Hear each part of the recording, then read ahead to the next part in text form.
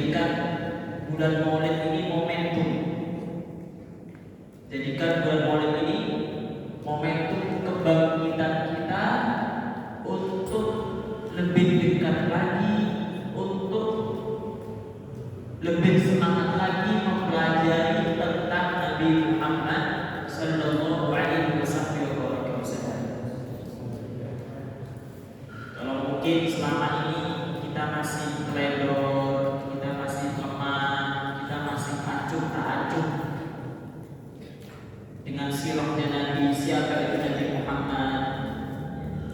Kita tidak tahu sirahnya Nabi Muhammad, maka jadikan bulan Maulid ini bulan momentum kebangkitan kita untuk mengenal Nabi Muhammad sallallahu alaihi wasallam. Masa sih selama hidup kita sudah berapa kali merayakan Maulid Nabi?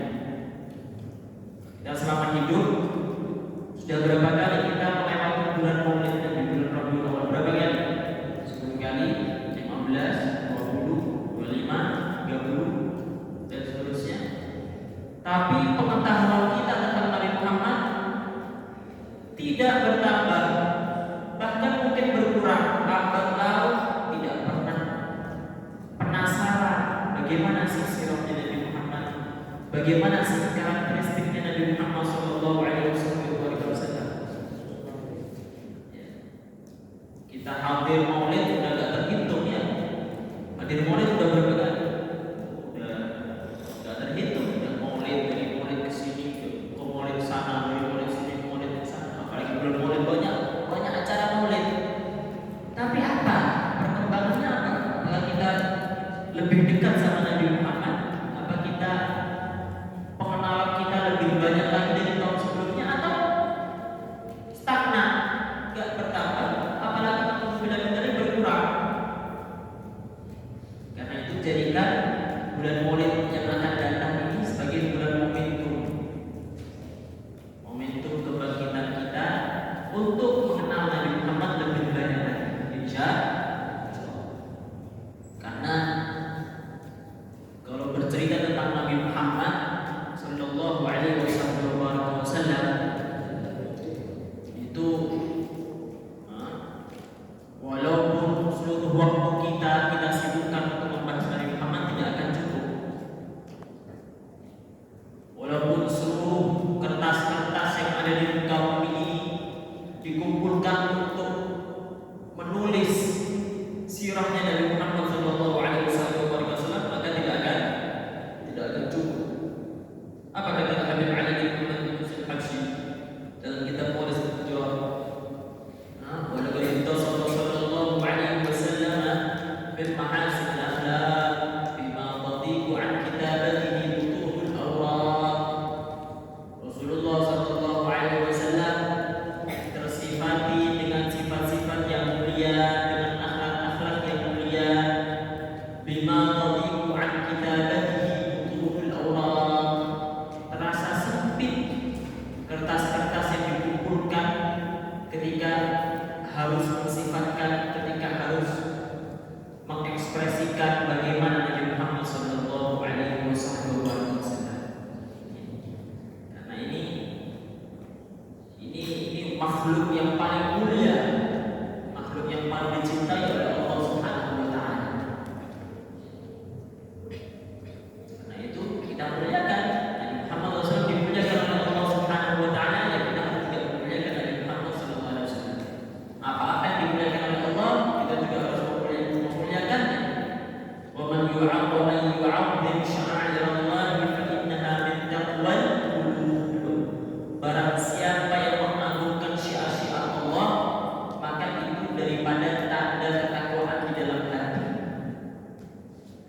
Barang siapa yang mengagungkan syiar-syiar Allah, maka itu salah satu tanda ketakwaan yang ada di dalam hati. Syiar-syiar Allah, simbol-simbolnya Allah, simbol-simbol keagungan, simbol-simbol kebesaran Allah. Syiar Allah, simbol-simbol kebesaran Allah itu apa? Banyak, sangat banyak. Majelis ilmu, simbol-simbol kebesaran Allah. Di situ dihidupkan, di situ dibacakan firman-firman Allah, di situ dibacakan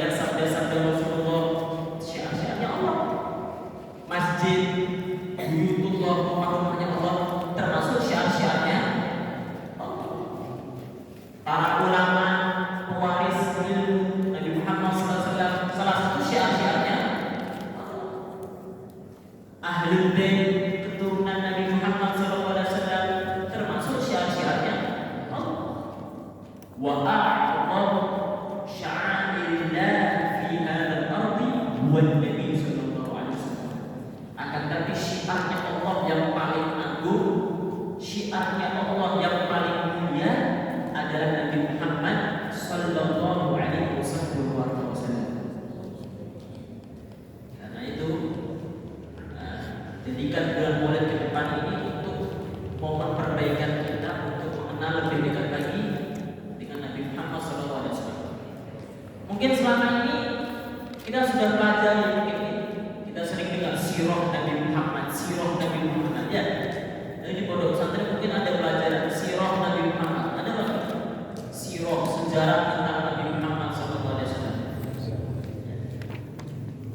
Walaupun para ulama itu membagi ilmu-ilmu yang membahas tentang Nabi Muhammad SAW. Sebenarnya bukan hanya sirah. Sirah itu apa sih? Sirah itu kan sejarah kehidupan Rasulullah. Mulai beliau lahir, masa kecil beliau, ya, ketika masa beliau disusui oleh Halimah As-Sa'diyah, Sayyidatina Halimah As-Sa'diyah, dan seterusnya, mulai beranjak ke masa remaja, dewasa, masa muda beliau. Akhirnya beliau diangkat menjadi Nabi dan Rasul. Setelah itu masuk ke fase dakwah beliau, baik itu dakwah secara sembunyi ataupun dakwah secara terang-terangan. Setelah itu fase hijrahnya beliau dari kota Mekah ke kota Madinah. Setelah itu bagaimana apa yang beliau lakukan di kota Madinah dan seterusnya, akhir hayat beliau. Itu sirah ya. Itu sih sirah itu majral hayat. Sirah itu majral hayat, artinya track record kehidupan beliau. Kehidupan beliau itu bagaimana sih kehidupan beliau? Padahal sirah itu baru salah satu ilmu yang membahas tentang sosok Nabi Muhammad sallallahu alaihi wasallam. Padahal sirah itu baru salah satu ilmu yang membahas tentang Nabi Muhammad sallallahu alaihi wasallam. Masih banyak ilmu yang lain yang membahas tentang sosok Nabi. Para ulama ada yang membagi bahwa ilmu yang membahas tentang sosok Nabi Muhammad itu ada 5. Ilmu yang membahas tentang sosok Nabi Muhammad itu ada 5. Yang pertama ilmu sirah. Ilmu sirah. Tadi itu membahas tentang kehidupan Rasulullah Shallallahu Alaihi Wasallam, baik dari kelahiran beliau hingga wafatnya Nabi Muhammad Shallallahu Alaihi Wasallam. Itu baru yang pertama. Yang kedua ada yang namanya ilmu syama'il. Ada yang namanya ilmu syama'il. Ilmu syama'il itu membahas tentang apa? Tentang sifat-sifat beliau, baik itu secara akhlak beliau, bagaimana sopan santun adab beliau, gerak-gerik beliau, ataupun dalam segi karakteristik anggota badan beliau, bagaimana wajah beliau, bagaimana bentuk mata beliau, bagaimana bentuk rambut beliau, bagaimana semua yang berkaitan tentang karakteristik badan Rasulullah Sallallahu Alaihi Wasallam, nasab beliau, nama-nama beliau, julukan-julukan beliau, itu dibahas dalam ilmu syama'il. Yang pertama tadi apa? Ilmu sirah. Yang kedua ilmu syama'il. Yang ketiga ilmu fadail. Ilmu yang membahas tentang sosok Nabi Muhammad dari segi keutamaan beliau. Keutamaan beliau yang dianugerahkan kepada Allah khusus untuk Nabi Muhammad, eksklusif untuk Nabi Muhammad, dan tidak diberikan kepada nabi-nabi yang lainnya. Itu ilmu khusus. Dan juga ada setiap ilmu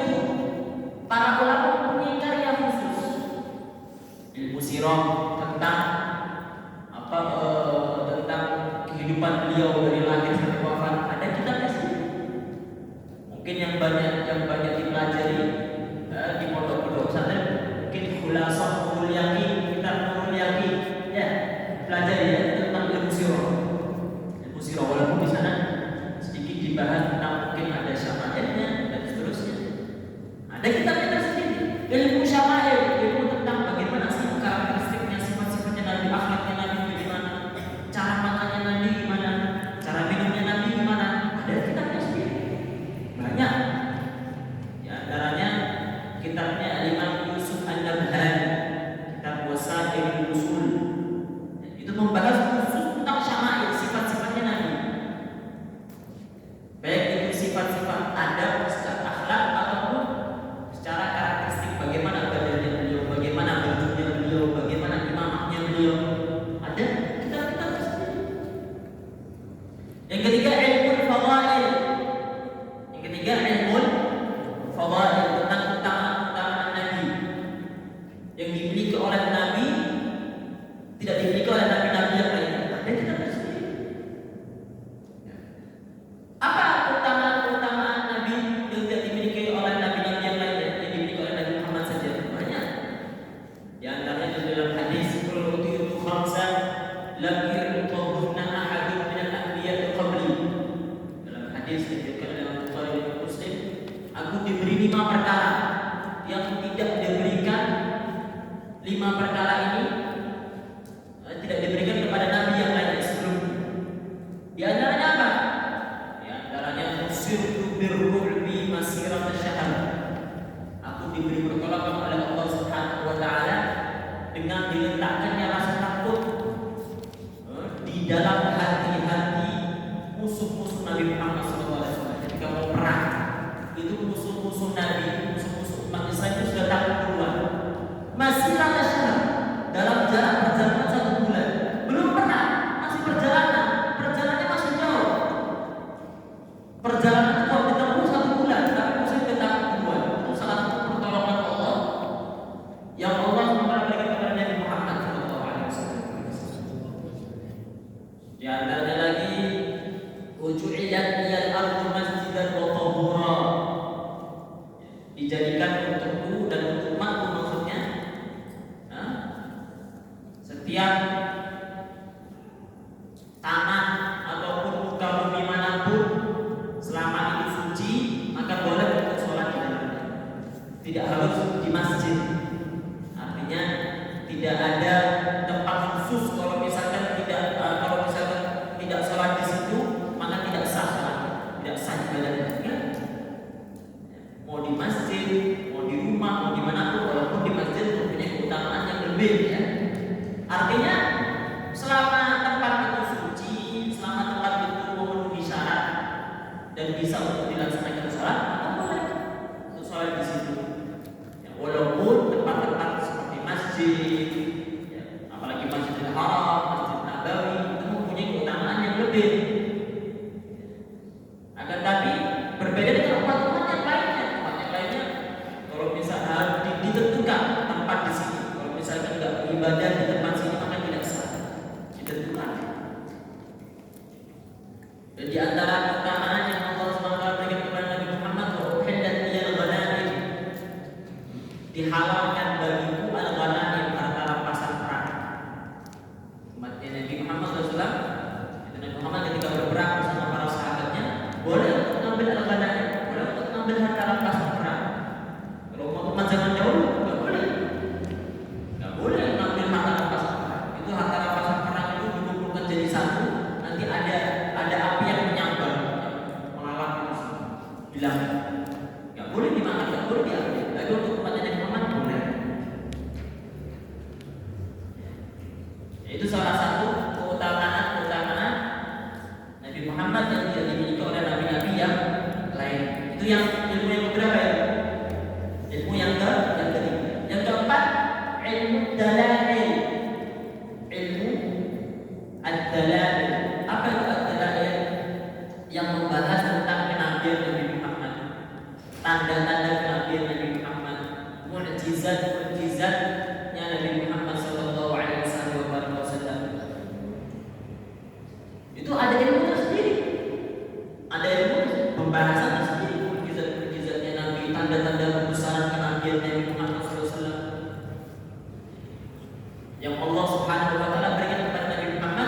untuk memperkuat kenabian, untuk memperkuat kenabian seorang nabi. Mukjizat itu apa? Mukjizat itu sesuatu yang diberikan oleh Allah SWT kepada seorang nabi untuk memperkuat kenabian nabi tersebut dan melemahkan orang yang ingin membohongi atau mendustai kenabian seorang nabi. Mukjizat. Dan mukjizat setiap nabi itu sesuai dengan zamannya, sesuai dengan zamannya. Zamannya Nabi Musa, apa mukjizatnya Nabi Musa? Membelah lautan. Karena pada saat itu lagi zaman-zamannya Nabi Musa itu lagi terkenalnya ilmu sihir. Ilmu sihir. Ya, tongkatnya Nabi Musa bisa jadi ular. Ya, bisa membelah lautan. Karena pada saat itu terkenal dengan ilmu sihir. Kasih mukjizat. Mukjizatnya Nabi Isa apa? Menghidupkan orang yang mati. Pada saat itu lagi terkenal ilmu kedokteran.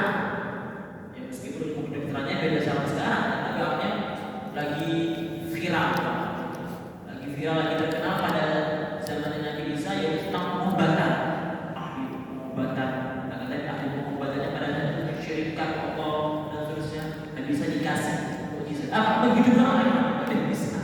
Obat dari mana? Menghidupkan orang yang mati. Kasih mukjizat Nabi Isa. Nah, zamannya Nabi Muhammad SAW, mukjizatnya beliau adalah Al-Quran. Karena pada saat itu orang Arab saling berlomba-lomba untuk menyampaikan bait-bait syair yang indah dengan bahasa Arab yang indah. Allah Subhanahu wa taala berikan mukjizat kepada Nabi Muhammad dengan Al-Quran yang tidak bisa ditandingi oleh bahasa manapun. Susunan kata dan susunan bahasa tidak ada yang bisa menandingi. Itu mukjizatnya Nabi. Itu ada yang tersendiri namanya ilmu dalal. Dan yang kelima terakhir ilmu khasais. Tentang kekhususan Nabi Muhammad SAW, kekhususannya Nabi, kekhususan syariatnya Nabi yang diperuntukkan untuk umatnya. Itu ada ilmunya tersendiri. Dan setiap ilmu mempunyai, para ulama mempunyai karya-karya dalam ilmu tersebut. Di antara karya yang menggabung antara ilmu-ilmu ini yaitu kitab Bahjatul Mahafil. Wa Ru'yatul Amadil fi Talkhis Siyaq wal Mu'jizat wasyama'il. Jadi dalam satu kitab ini menggabung 3 ilmu sekaligus. Mungkin selama ini kita baru belajar 1 atau 2 ilmu tentang Nabi Muhammad SAW. Ilmu sirah, tentang sirahnya Nabi, tentang kehidupannya Nabi saja. Atau mungkin kita mempelajari tentang syama'il, sifat-sifatnya Nabi saja. Tapi tentang mukjizatnya Nabi, tentang tanda-tanda kenabiannya Nabi, tentang karomahnya Nabi, kemuliaannya Nabi yang tidak dimiliki oleh nabi-nabi yang lainnya, fadail, utamaannya Nabi yang tidak dimiliki oleh nabi-nabi yang lainnya. Itu mungkin kita masih belum mempelajari itu, atau mungkin belajar tapi belum sesering kita mempelajari ilmu sirahnya Nabi. Ya. Karena itu di sini disebutkan dalam kitab ini tentang bagaimana sirahnya Nabi Muhammad SAW, mukjizatnya Nabi Muhammad, dan tentang syama'ilnya Nabi Muhammad SAW. Karena di dalam ketika kita mengenal, ketika kita membaca, ketika kita mengkaji sifat-sifatnya Nabi Muhammad SAW, itu urusan kita ini dalam ridhonya Allah Subhanahu wa taala. Kalau kita ingin keadaannya baik, kalau kita ingin keadaannya urusan-urusan kita dilancarkan, baca salawat sama Nabi sallallahu alaihi wasallam. Kaji sirahnya Nabi sallallahu alaihi wasallam. Kata Habib Ali bin Muhammad bin Husain al-Habsyi itu beliau mengatakan, kunna fil khair ma damat sifatun nabi huda. Kunna 'alal khair ma damat sifatun nabi huda.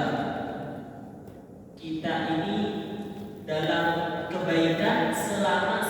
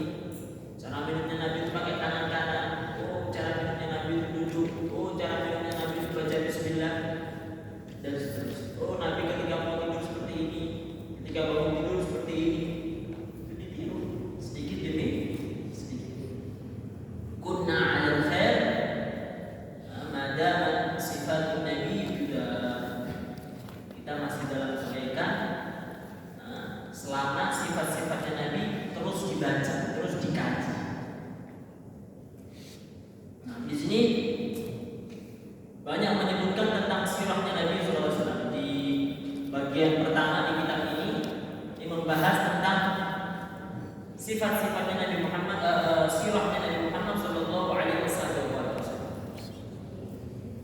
Bahwa Nabi Muhammad adalah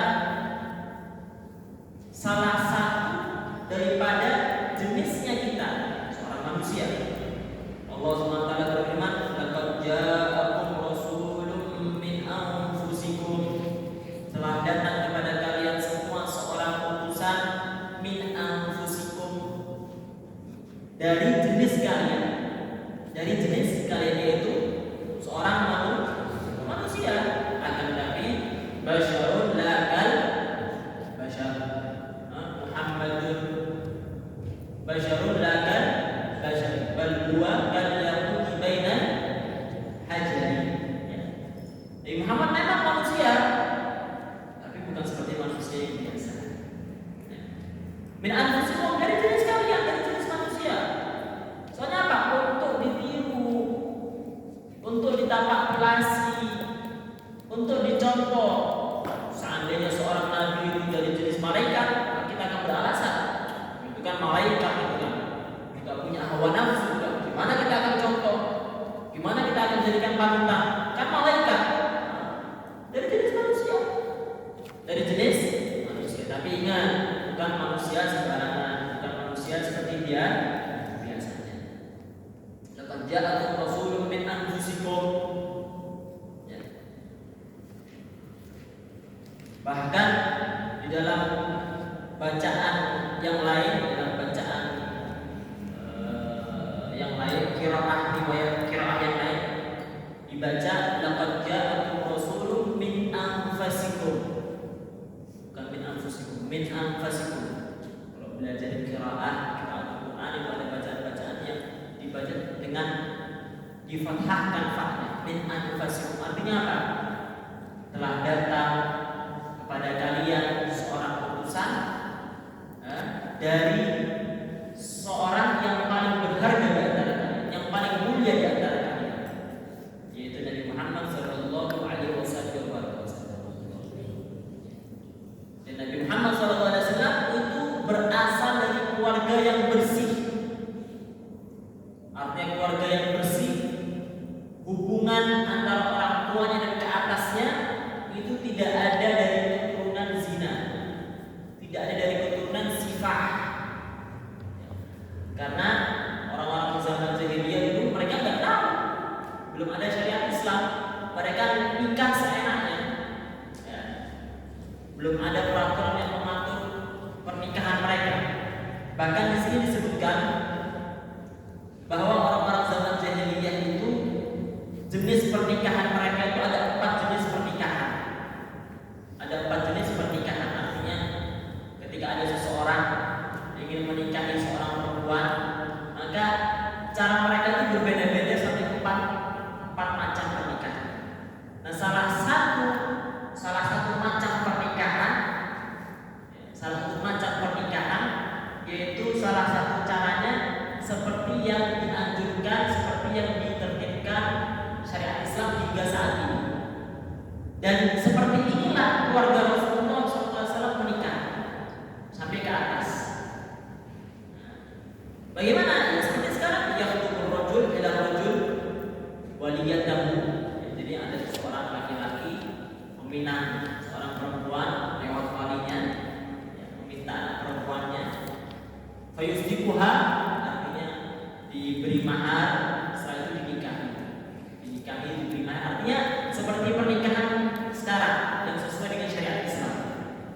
Dan pernikahan yang seperti ini yang secara turun-menurun dilaksanakan oleh keluarga Nabi Muhammad mulai zaman orang tuanya Nabi Muhammad hingga ke atas.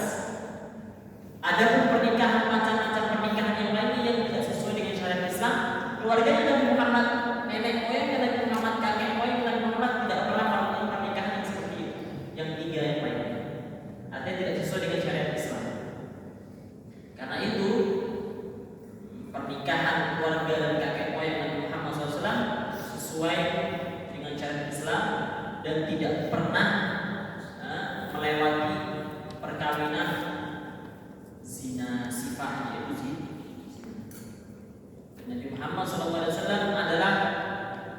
pilihan dari pilihan. Dalam hadis, Innallaha 'azza wa jalla ikhtara khalqahu. Sesungguhnya Allah SWT memilih di antara ciptaan-ciptaannya, di antara makhluk-makhluknya, fakhtara minhum bani Adam. Allah SWT memilih dari seluruh makhluk ciptaan Allah SWT, Allah pilih bani Adam dari golongan manusia yang paling mulia. Kita dimuliakan oleh Allah SWT dengan diberikan akal, diberikan kelebihan-kelebihan yang lain yang tidak dimiliki oleh makhluk-makhluk ciptaan Allah yang lain. Tsumma ikhtara bani Adam fakhtara minhumul 'arab. Kemudian dipilih lagi dari seluruh manusia, dipilih lagi oleh Allah SWT, yaitu bangsa Arab. Tsumma ikhtara al-'arab fakhtara minhum Quraisy. Setelah dipilih dari seluruh manusia, dipilih bangsa Arab. Karena itu Nabi Muhammad SAW dari bangsa Arab diutus di bangsa Arab, di benua Arab, yaitu diutus di kota Mekah. Akan tapi di sini ada catatan, jangan sampai kita meyakini dan menduga bahwa Nabi kan diutus di Arab, syariatnya itu kan diturunkan di Arab. Kita di Indonesia gak usah terlalu ke Arab-Araban, gak usah terlalu ke Arab-Araban. Kita kan di Indonesia, bukan di Arab juga. Syariat ini kan diturunkan di Arab, gak usah terlalu ke Arab-Araban. Nabi Muhammad SAW bukan diutus untuk dan hanya untuk bangsa Arab. Tempatnya dari segi tempat memang Nabi Muhammad SAW diutus di Arab, akan tapi diutus untuk seluruh manusia. Di antara kekhususan keutamaan Nabi Muhammad SAW itu yang tidak dimiliki oleh Nabi yang lainnya dalam hadis yang tadi disebutkan, di antaranya apa? Yub'atsun nabiyyu ila qaumihi khassah wa bu'itsu ila nasi 'ammah. Seorang nabi itu diutus kepada umatnya saja, kepada kaumnya saja, tidak diutus ke yang lainnya. Bani Israel, Nabi Musa ke kaumnya saja, Nabi Musa ke kaumnya saja, Nabi Nuh ke kaumnya saja, Nabi hanya ke kaumnya khusus. Akan tapi Nabi Muhammad SAW bu'itsu ila nasi 'ammah. Aku diutus kepada seluruh manusia secara umum, bukan hanya kepada orang Arab. Secara letak geografis, secara letak tempatnya memang di Arab. Kenapa sih kok harus Arab? Itu nanti pembahasan beda lagi. Kenapa kok harus di Arab? Kenapa enggak di Indonesia misalnya? Enggak di bangsa mana? Bangsa Romawi, katanya perkasa, terkenal pada saat itu dengan kekuatan militernya. Kenapa kok enggak di bangsa Yunani misalnya, terkenal dengan ilmu filsafatnya? Kenapa kok di bangsa Persia, terkenal dengan? Kenapa kok di bangsa Arab? Itu nanti pembahasannya. Artinya bangsa Arab mempunyai kekhususan, mempunyai kemuliaan. Kenapa? Karena dipilih oleh Allah Subhanahu wa Ta'ala daripada bangsa-bangsa yang lainnya untuk mendapatkan amanat dan mandat risalah nubuwah, risalah kenabian dari Nabi Muhammad sallallahu alaihi wasallam. Allahu a'lam haitsu yaj'al risalatan. Dalam firman Allah Subhanahu, Allahu a'lam haitsu yaj'al risalatan. Allah itu lebih tahu di mana Allah Subhanahu jadikan risalah kenabian. Allah lebih tahu hikmahnya, Allah yang tahu. Allah yang tahu. Jadi tadi Allah SWT di antara makhluk-makhluk ciptaannya, Allah SWT memiliki kehendak untuk memuliakan bangsa manusia. Dari bangsa manusia dipilih bangsa Arab. Tsumma ikhtara al-'arab fakhtara minhum Quraisy. Dari kalangan bangsa Arab diambil lagi, difilter lagi, yaitu dari Bani Quraisy. Tsumma ikhtara Quraisy fakhtara minhum Bani Hashim. Di antara Bani Quraisy difilter lagi, disaring lagi, lebih utama adalah dari kalangan Bani Hashim. Ini keluarganya Nabi SAW.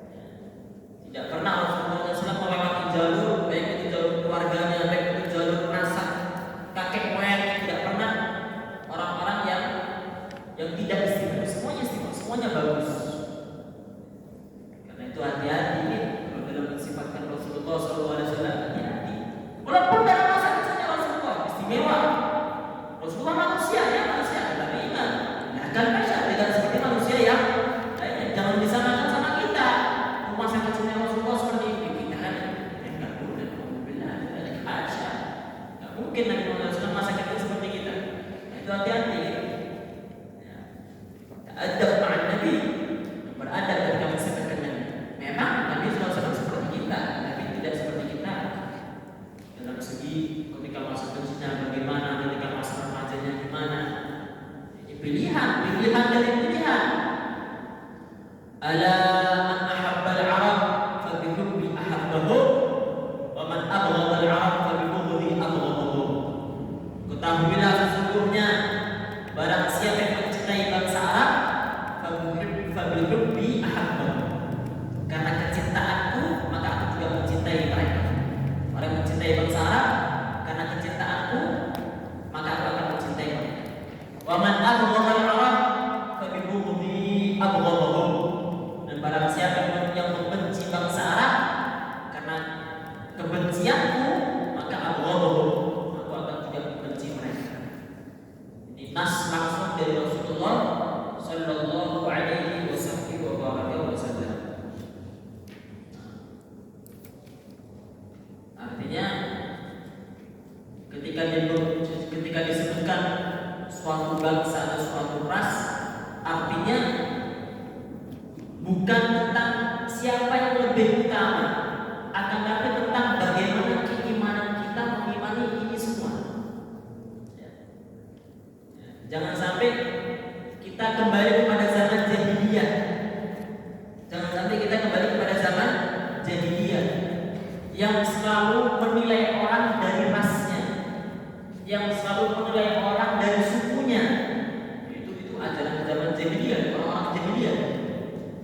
Ketika ada seseorang memanggil Bilal bin Rabah. Siapa Bilal bin Rabah? Bilal bin Rabah siapa? Tukang adanya Rasul ya. Bilal bin Rabah itu tukang adanya Muhammad Rasulullah. Bilal bin Rabah ini dari mana asal? Dari Ethiopia. Orang-orangnya itu hitam-hitam, kulit hitam. Ethiopia, Afrika. Ketika ada seorang manggil Bilal dengan sebutan dengan panggilan apa? Dia bilang Ra'atin Sauda, anak dari seorang perempuan yang hitam. Dipanggil kayak gitu Bilal. Dia bilang Ra'atin Sauda, anak dari seorang perempuan yang hitam. Maksudnya wahai anak dari ibu yang hitam, ibu yang dengan hitam. Dengan panggilan tersebut, dengan sebutan tersebut.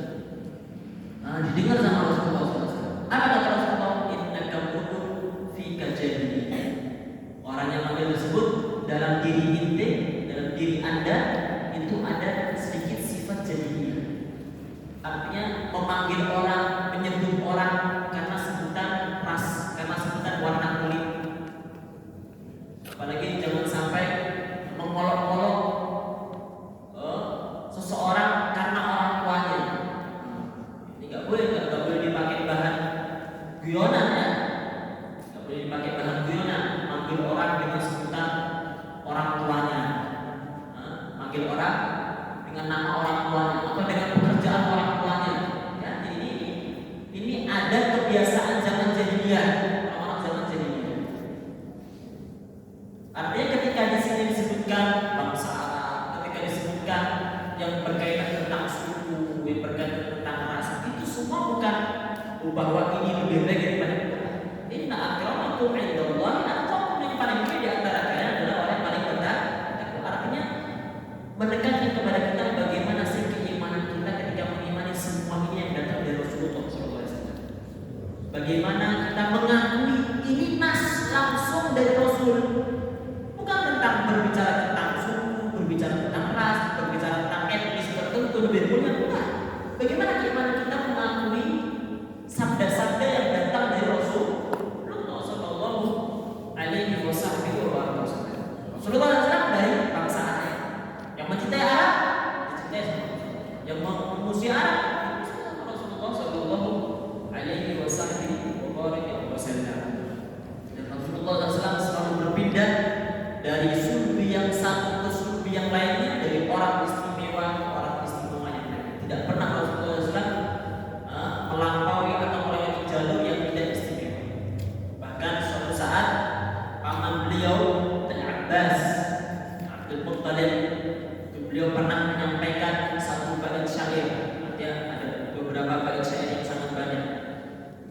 Beliau meminta izin, ya Rasulullah, inni uridu an amtadihak. Kata paman beliau, wahai Rasulullah, aku ingin memujimu. Aku ingin memujimu. Apa kata Rasulullah SAW? Qul la yaqulillahu fa. Katakan, semoga Allah SWT menjaga mulut, ya, mendapatkan doa dari Nabi SAW. Karena itu diriwayatkan, itu paman beliau ada Abbas bin Abdul Muttalib, itu beliau mulut beliau, gigi beliau masih utuh hingga beliau tua. Gak keropos giginya, keropos ya? Gak keropos sampai tua. Gak ada penyakit gigi yang menggerogoti gigi beliau sampai tua. Karena apa? Karena sebab memuji Rasulullah SAW dan dapat doa dari Rasulullah SAW.